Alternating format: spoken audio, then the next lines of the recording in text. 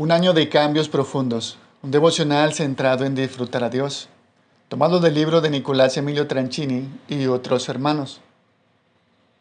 29 de noviembre. Ahora me alegro de mis sufrimientos por vosotros y en mi carne, completando lo que falta de las aflicciones de Cristo. Hago mi parte por su cuerpo, que es la iglesia, de la cual fui hecho ministro, para el beneficio vuestro, a fin de llevar a cabo la predicación de la palabra de Dios. Colosenses capítulo 1, versículo 24 y 25. Quizá no lo hayas observado en una lectura rápida, pero lo que Pablo dice en este pasaje es algo notoriamente paradójico, extremadamente contracultural, pero absolutamente necesario. Permíteme explicarme. ¿Cómo alguien en su sano juicio puede alegrarse en tener que sufrir por causa de otras personas? No tiene sentido, ¿no crees? Quizás se podría arguir que uno está dispuesto a sufrir por otros, pero ¿cómo es posible alegrarse en medio del dolor? ¿Cómo es posible que coexista la alegría, el gozo, la felicidad con el sufrimiento y las aflicciones? En primer lugar, déjame decirte lo que Pablo no quiere decir. Pablo no es masoquista, Dios tampoco. El masoquismo encuentra placer en el sufrimiento mismo. Desde un punto de vista bíblico, el sufrimiento no es algo intrínsecamente placentero, bueno o agradable. No es esto lo que Pablo está queriendo expresar. ¿Qué dice entonces? Si lees hasta el final del pasaje, es muy posible que lo veas sin que yo te lo diga. Lo expresaré con mis palabras. Hay algo que supera en valor a aquello que el sufrimiento me quita. Hay algo que me permite considerar mi dolor como algo insignificante en comparación con lo que obtengo. Hay algo que tiene el poder de generar una profunda felicidad en la mismísima cárcel. Recuerda que desde allí escribe esta carta. ¿Qué es ese algo? En una frase corta, el crecimiento del reino de Dios. En una frase larga, el dolor me permite ser un mejor amante de Jesús. Ser un mejor amante de Jesús me permite amar mejor a otros.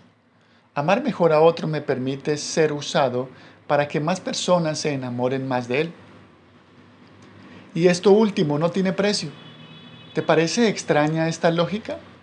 No debería, recuerda lo que dijimos hace algunos días, en una relación de amor genuino, la felicidad de una persona produce felicidad en la otra.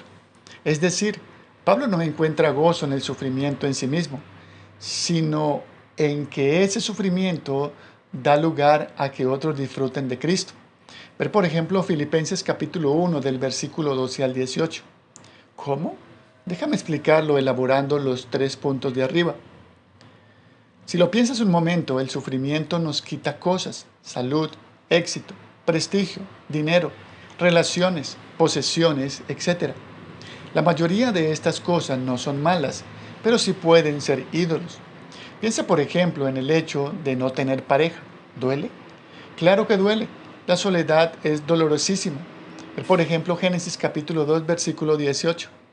Sin embargo, esta experiencia de dolor puede llevarnos a la amargura o a aferrarnos a Cristo y encontrar en Él lo que estábamos intentando encontrar en una pareja.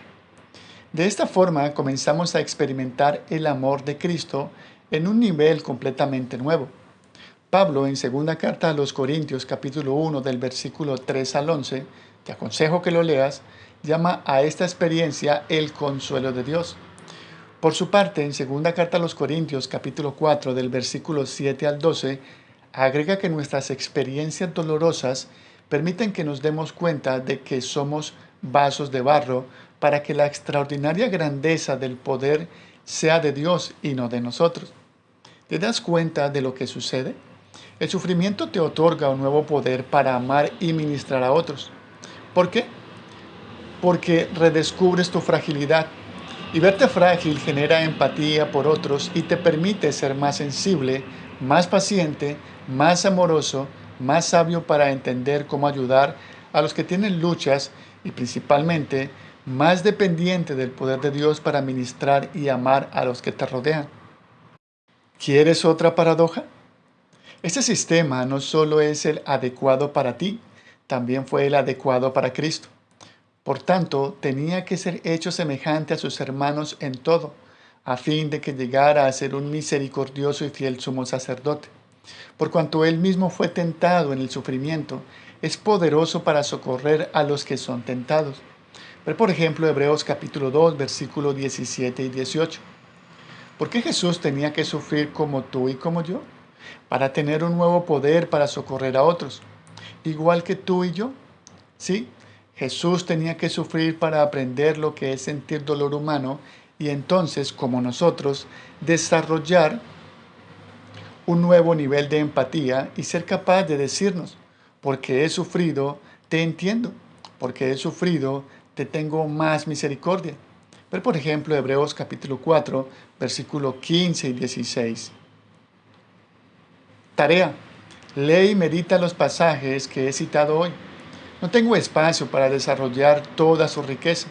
Si lees, por ejemplo, Hebreos capítulo 12, versículo del 1 al 4, descubrirás que Jesús, como Pablo, también sufrió con una mentalidad otrocéntrica. Soportó la cruz y menospreció la vergüenza por el gozo de saber que su dolor cambiaría vidas.